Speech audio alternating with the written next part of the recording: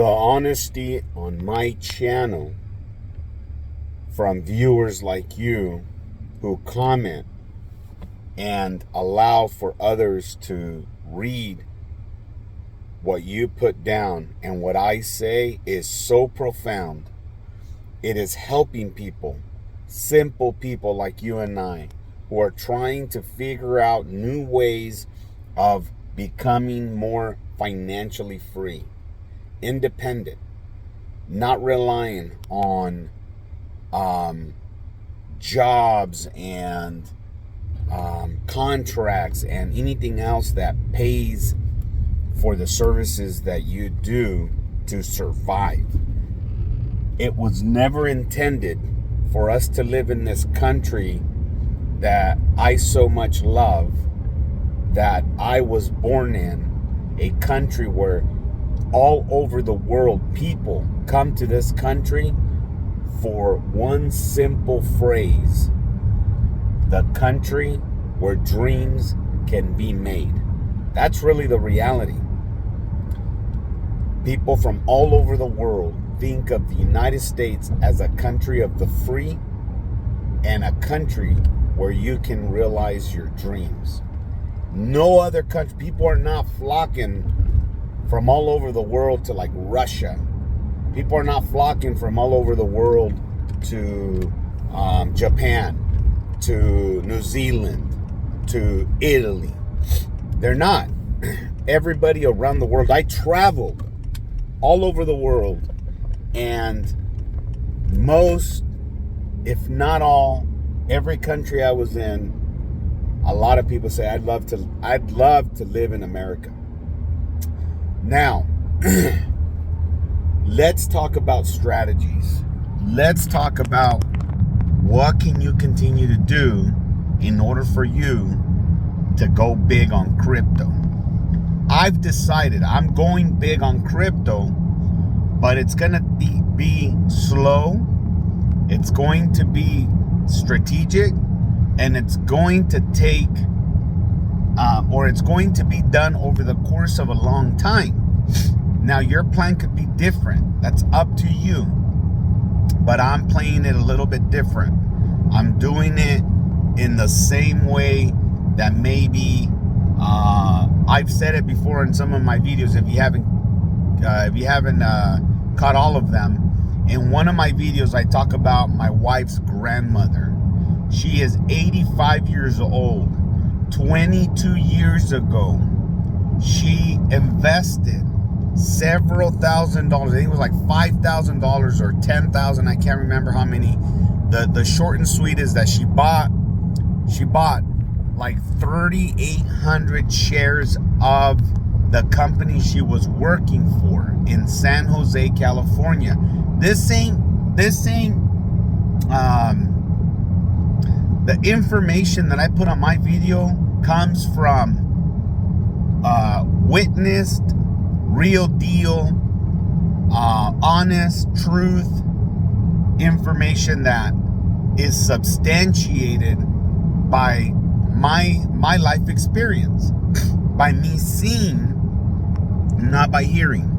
So she worked in a company in San Jose that over the course of time became a world contractor for making scopes for the healthcare industry, for hospitals, for clinics, all those little scopes that go into your body for surgery or for endoscopy, colonoscopy. They use these scopes. Those little scopes, those little tiny scopes, those cameras, is what she used to build by hand 22 years ago. Of course, technology has, she has very little hands, and she was just perfect person. That was her talent. She did very well there, and they loved her, including the president of the company. Everybody knew Ann Kaler, grandma at Stryker in San Jose, California. Everybody knew her. She made all of her money because she invested in that company when it first when their stock was $1.80. Okay, $1.80. She bought like 7 grand or 10 grand. I don't know. She bought like 38. When I helped her out last year, when I helped her out do some things with her investments, because she trusts me, because I'm an honest man, because I don't take advantage of people.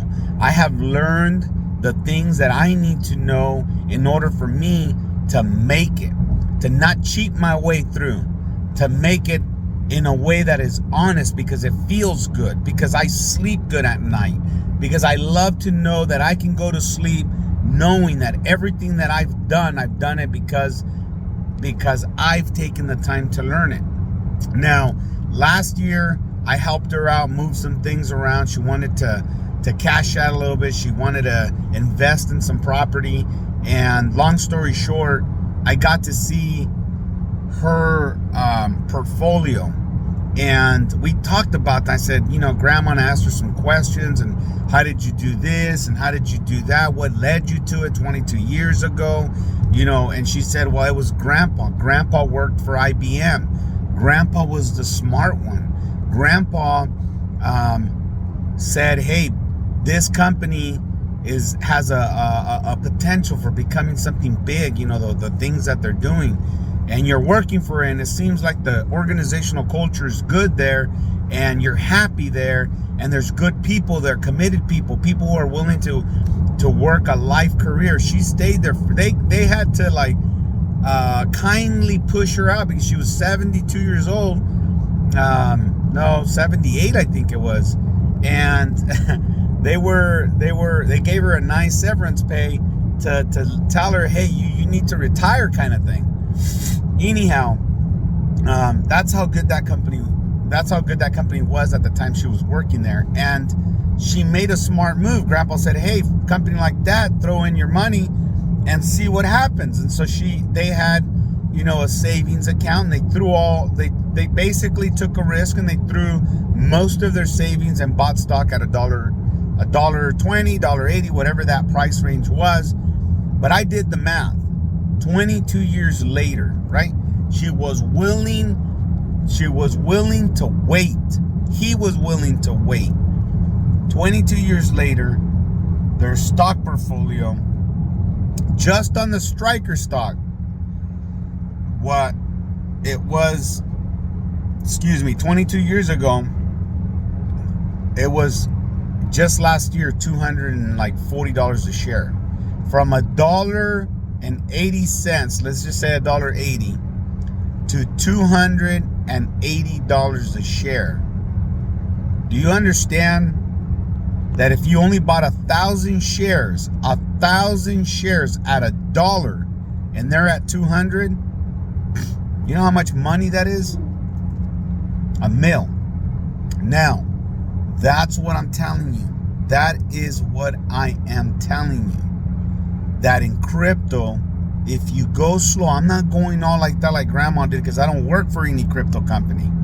I only understand what I read about them, I hear about them, and I research about them. So I'm going in it a little bit different, but at the end of the day, it's the same philosophy. If I buy 1,000 shares right now, if I buy $1,000 of Cardano at 50 cents, I think it's like 50 cents, 48 cents, 46 cents, it'll give me 2,000 shares, or 2,000 tokens to be more precise. 2,000 tokens. Now, let's say 22 years from now. Okay, let's say 22 years from now, Cardano, everything it's aiming to do, does it well, becomes one of the number one blockchains being used by many different entities, businesses, what have you, and the stock price goes from, let's just say in 22 years, let's just say conservatively, it goes to $50. Okay, I know you're thinking, well, that's not much. That's not like the example you just gave. That's not, buying in at $1.80 and going to $200. Let's just say conservatively it goes to $50. Okay, $50. Do you realize that Do you realize how much that $1,000 investment turns into in 22 years? And you're probably thinking, well, 50 grand. What's all that? It's not that much more. You're right, it's not. But let's say, let's do it a different way. Let's say that's all you have, $1,000. You do it right now. Let's say a year from now, Cardano's at $1.50. You do another $1,000. Let's say a year from then, Cardano's at $2.50. You do another $1,000. Let's say another year and another year and another year. Let's say for the next 7 years, you buy Cardano and you stack up maybe up to 7,000 shares of Cardano. And let's say Cardano goes to 50. Let's say you stop in 7 years and you wait 14 years. Well, not 13 years. You wait 13 years and Cardano now is at $50. Do you see what it's done now? Now, let's say you stake Cardano for 13 years and you're earning some Cardano tokens by staking it. Well, each year, say, right now I'm staking, I think for the last 2.5 years, I've been staking like 6,000 Cardano tokens. I started staking 6,000. I just threw them in. I move them around a little bit. I won't say with who, although it's generally pretty much the same return across the staking pools that are available to me in the Yoroi wallet. Okay, I said a lot right there. If you're new to this channel, and if you're new to crypto, you're gonna get basics here, because I'm going to encourage you to just go and do the research. I'm not gonna do videos that break down all of the things that I mentioned, because there's so many talented people that already do that.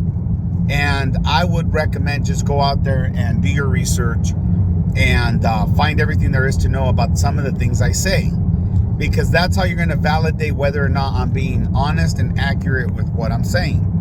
And I think that makes for a good way of making decisions. So I have my Yoroi wallet. I have 6,000 tokens in that wallet, earning tokens, or earning interest in the form of tokens that are being put into the wallet for me to withdraw. Now, I haven't withdrew them because I need to understand the tax implications a little better. So all I've done is taken my tokens, staked them. I have only used 3 different staking pools over the course of the last 2.5 years to move my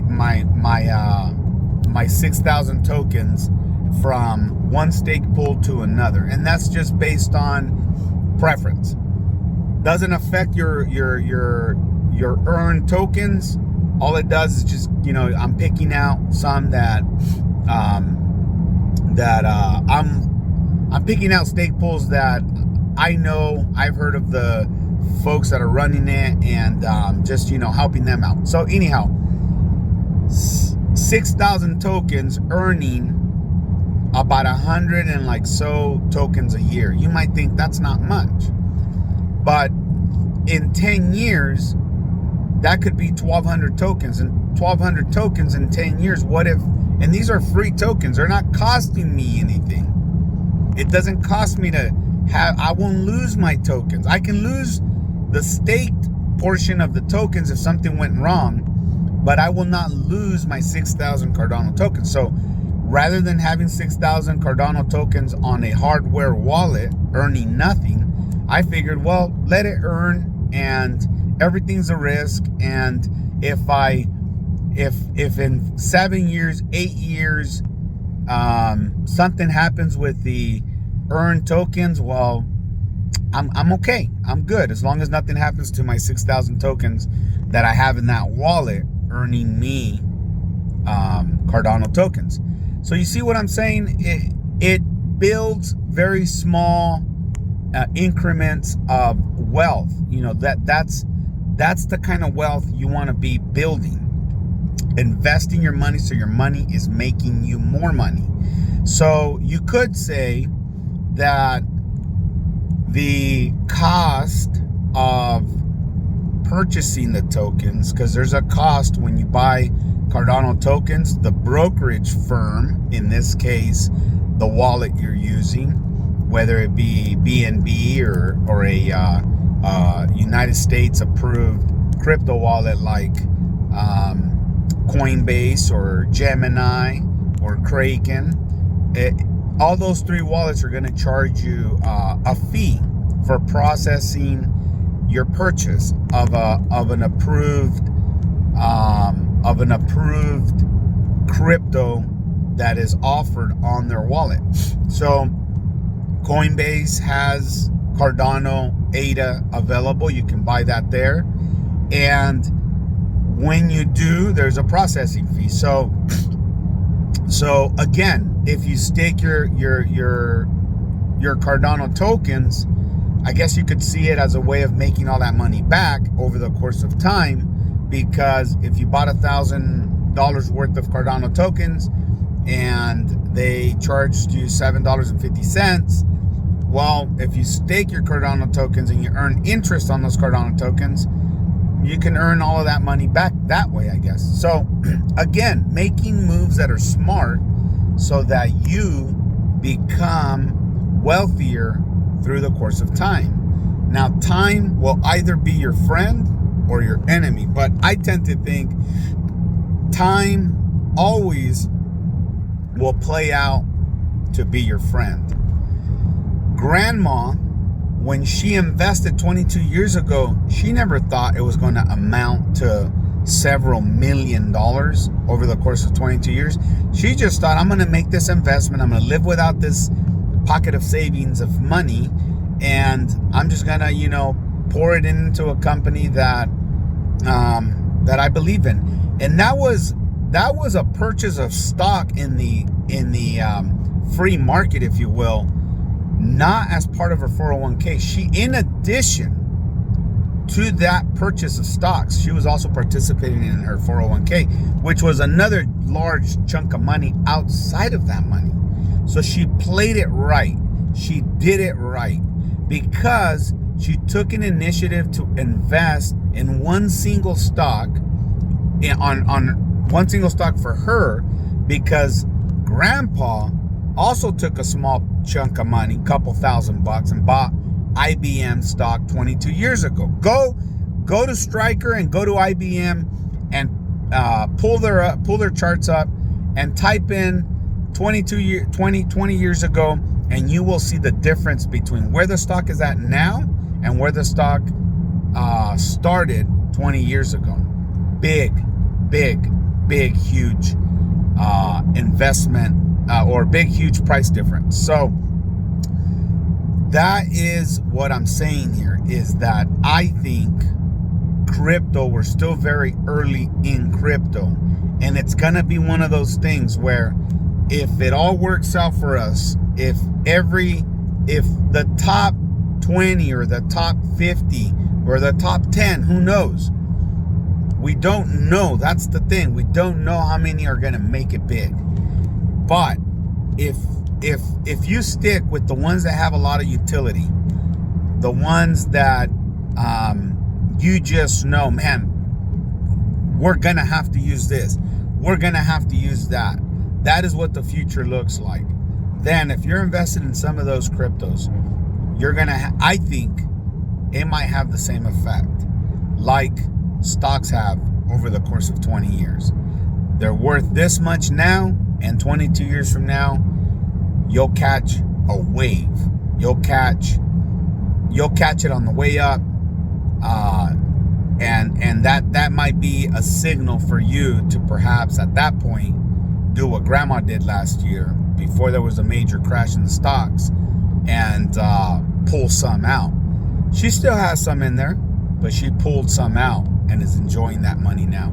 So none of us are guaranteed to make it that long. However, that's not an excuse to not have a plan. So moving on, what strategies can you use to begin to invest in crypto. First, I think you just need to go and learn. Go and read the white paper. Every crypto should have a website. And on their website, they should have a white paper.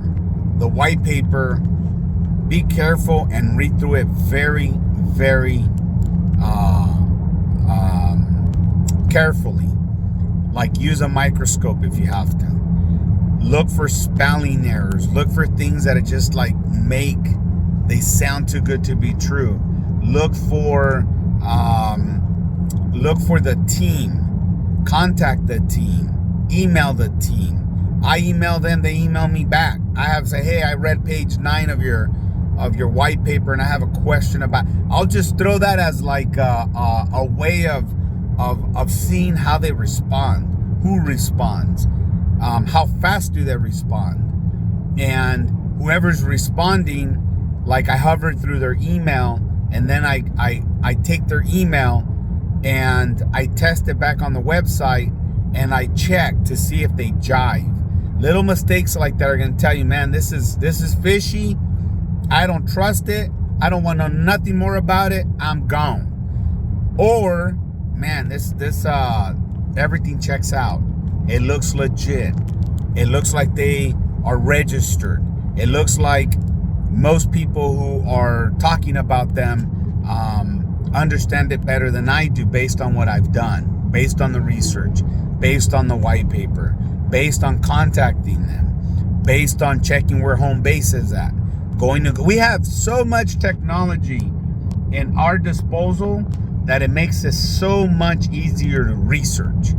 I can go to Google Maps, type in that address, check to see. I can go to their county, wherever that county is at, check with the city to see if there's a permit licensed for that business in that address at that city, state, or county, wherever they're at. If none of those things check out for me, I don't drop $1 in their bucket. I just don't.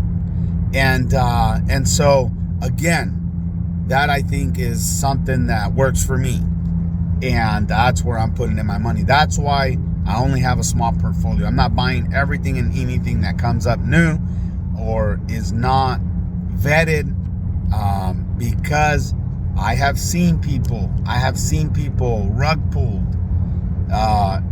investing so quick because they think this next one is going to 100x, and they throw in $5,000, and in 6 months their $5,000 is down to like $50. So again, be careful. Understand what you're doing first before you start investing. Now, along the way, begin to save.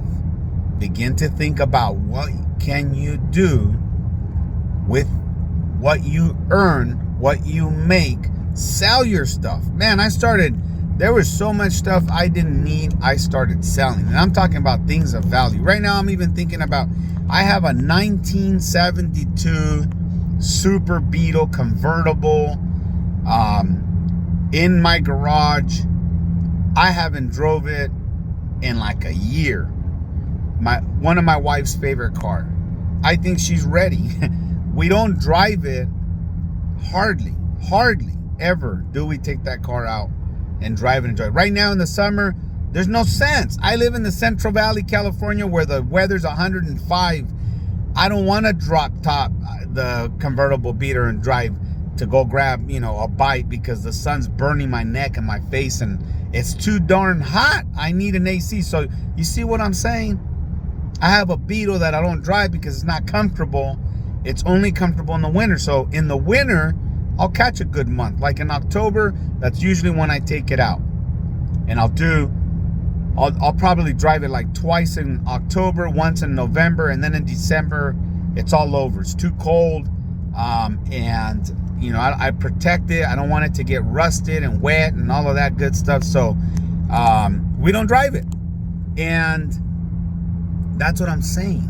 Maybe I should sell this thing to somebody who lives in a area where the weather's constant. It's beautiful, it's nice, it's cool. There's parts of California that are like that. 68, 70 degrees all year long. Beautiful weather. I should probably just take the car and sell it over there for like 15 grand. You see what I'm saying? Sell your stuff that you just don't really need. I like the Beetle, but I don't need the Beetle. So I'm thinking about that. I have so many coins. Some of you, I put a couple videos out there. But that's a hobby for me. I love just, when I have a little downtime. Even when I don't have a little downtime on the weekends, I pull out all my coins. I put them. I still have thousands of coins, collectible coins, wheat pennies, silver dollars. I mean, all kinds of old coins. I'm talking from like the 50s and back, late 1800s and up. So that's just like a hobby for me. I enjoy putting them in a microscope, looking for errors, researching whether they have mint errors or not. Just little things like that. And then I label them. And, maybe I need to start selling some of those things, getting rid of some of that stuff. I have a lot of other stuff. I have beautiful furniture that I have an elk head that's probably worth about 7 grand. I've had it for like almost 15 years. And I inherited it. I bought a cabin somewhere, and the person that I bought the cabin from ran out of time, couldn't move all their stuff out. I was kind and told him, hey, I'll give you another week. Never came back. He was a doctor who had to move out of state. Long story short, I inherited this big old huge elk head that at the cabin looked really nice. When I sold the cabin, I took it with me, and it sits in a damn garage because my wife don't like it. So she doesn't like that thing hanging up in our home. So it's all good. I have it there. I like it. Am I ever gonna get a little man cave and maybe I could put it there? Maybe, but I haven't yet. And it's just sitting there in the garage, man. Like, I could get probably like $1,500 for it. Someone who has a cabin, who lives up in the mountains. I could post that up there. I could sell it in a heartbeat for $1,500, maybe $2,500. And that's $2,500. I could buy an Ether and a half. I could buy some Ethereum with that. You see, start looking at what you have and part way with it. If what you're doing, if the reason for parting way with it is to say, hey, I found a crypto. I really, really think this one's good. I think this one has the potential to be a long-term good play, and I'm gonna buy me some Bitcoin if that's the one. And say you sell a couple of bikes that are just sitting there, and some furniture and some stuff that you just don't need, right? You sell that stuff. You say you make $500. Say you make $5,000. Say everything you got gets you $10,000. That's a half a Bitcoin right now, folks. If you get a half a Bitcoin right now, I can probably tell you, based on the research that I've done on technical charts for the last 3.5 years on Bitcoin, I really think Bitcoin has the potential to be worth over 100,000 easy over 10 years from now. Easy. In 10 years, I think Bitcoin will be worth more than 100,000. So if you bought 10,000, turns to 50,000, not bad. Not bad, because in 10 years, all that stuff that I just talked about that's sitting in my garage, that I'm not using, that it's gonna still be there. Earning me what? Nothing. Just looking pretty right there. For what? So think about that. I'm starting to think that way.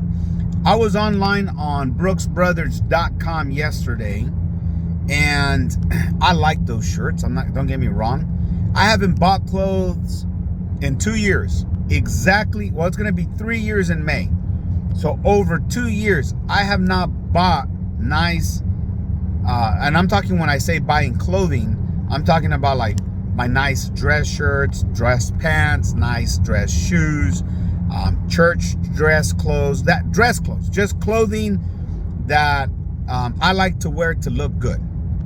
I like Brook Brothers dress shirts con a little borreguito hanging right here on the chest. Okay, I like those shirts. Those are the only shirts that I wear that I will sport without any other logo that's self-created. Like I don't go and buy Nautica and wear Nautica because I like Nautica. I don't go and buy Polo because I like Polo and I wear Polo and sport Polo, because that's putting money in Polo's shirt. That's putting money and promoting Polo without me getting anything out of Polo other than looking good. So, but I do that for Brooks Brothers because I love those shirts, and there's a reason why I do it. Those shirts are $190, almost $200. The cheapest shirt, I'm gonna put my phone over here because the sun, there's a little bit of a glare. The cheapest shirt on Brooks Brothers is like $100. The lesser expensive ones. I like the $200 ones just because of the style. They last long. I still have Brooks Brothers shirts from 4 years ago that look brand new. They look sharp. I take care of them, but every now and then mistakes happen. You know, I've gotten one stained with ink, another one, I don't know how it happened, but it was a really nice white one. I stained it all on the back. I don't know if it was like the soap that I used, or there was a pin in the washer, or a chaps. I don't know, but the point is, every time I was there last night, and I thought to myself, man, I really want this shirt. It looks good. And I looked at my closet and I asked myself, do you need it? How many shirts do you, even though I haven't bought shirts in almost 3 years, because every time I'm gonna buy a piece of clothing, I think about, throw it into crypto. What about crypto? If you buy $198, what can you buy right now? I could buy some AMP tokens. $198 worth of AMP tokens. That's a sweet amount. What if AMP token goes back from 0.007 cents to 17 cents? That $200 now turned into a couple thousand.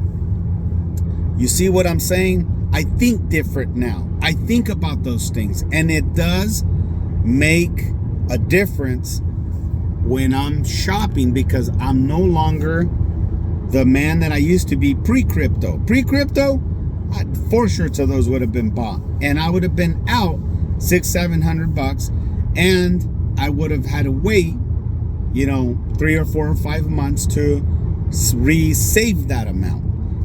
So I think different now. I do things different now. I ask too many questions, to myself.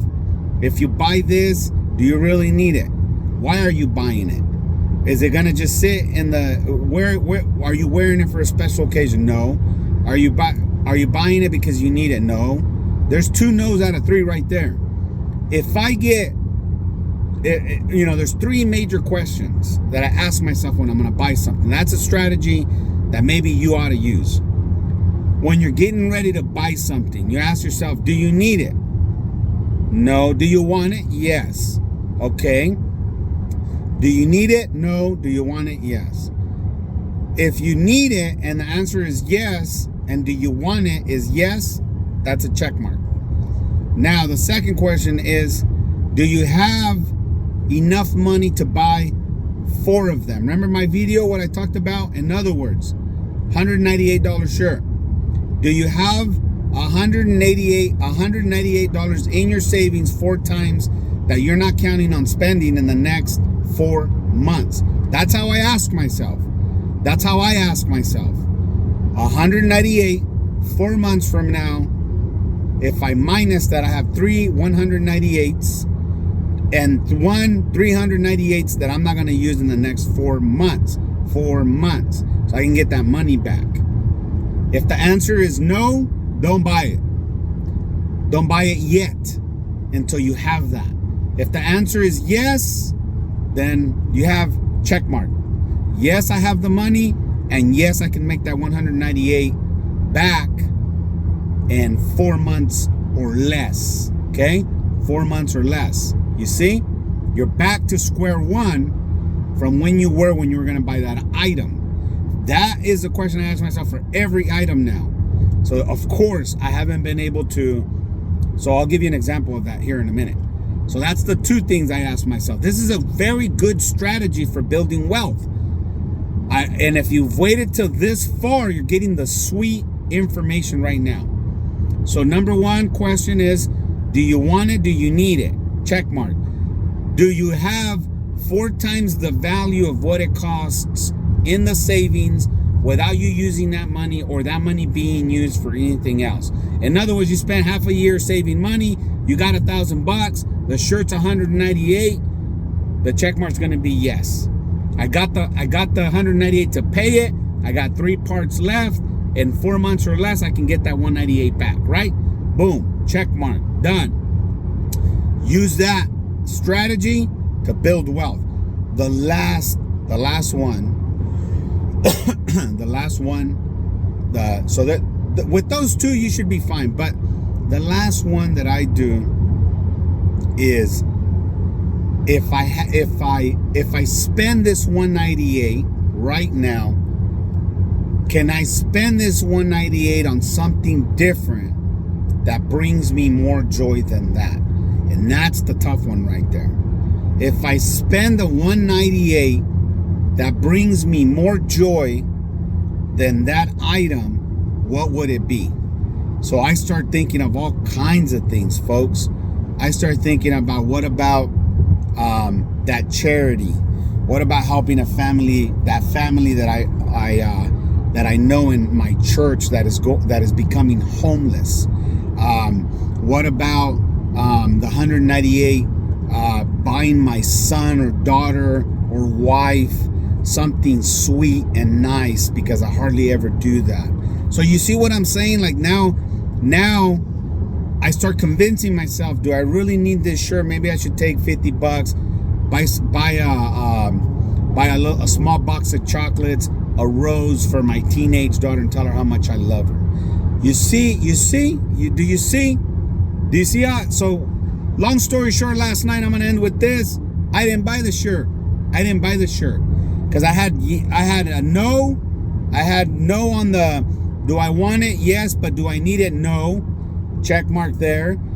Do I have the money 4 times? Absolutely. Check mark there. Yes. So it has to be 2 yeses out of the 3. And my last one was, you know what? I need to do something sweet for my 16-year-old. I have to do something sweet for my 16-year-old. And I haven't done that almost all year. Her birthday's up in October. I've just got to do something out of the norm, something I hardly ever do. I tend to do that every now and then. I ain't gonna lie on the video that I'm like this perfect father and I'm always, no. I'm not. It's just not me. But I have to force myself to be that kind of father every now and then. The last time I gave my kids roses, I went and dropped them off at their school with and they took them a rose to class. And it made me feel good. And I heard some really positive news about that. So I convinced myself yesterday not to buy the shirt, to go do something similar to that. And so I'm going to be prepping to do something sweet for my girls. I got 2 girls and 1 son, but I'm only going to do it for my girls. More specifically, I'm going to do it for my 16-year-old, because right now at that age, they are becoming young ladies, young women, and they're starting to think independently. And I want my daughter to form very healthy thoughts about who her father is and how much I really truly care about her, and for her to feel those things and see those things. So anyhow, wanted to end with that. I hope those 3 things are helpful for you. I'm telling you, I started practicing this about 5 years ago. 5 years ago, I started practicing it in this way, and it has changed my investment life forever. Because 9 times out of 10, when I'm making these decisions, I'm throwing money into crypto. All that extra money is mostly crypto. A few nice things every here and there with the charity stuff, and a lot of that extra has been going into crypto. So I haven't bought any clothes. I don't have anything new. I don't have a new car. It's all good. I can live with that. One of these days, after 7, 8, 9 years, when I feel my portfolio is healthy enough, maybe I'll do something like that. Maybe things will change for me, and my formulas will change, my decisions will change, and I'll, but I've done it all along this time, and I feel that it'll benefit me hopefully in the 22 years that I'm looking to look back, look forward, and say I've done it right. So hasta el rato, aquí el gallino del Kikiriki checking out. Take care. Bye.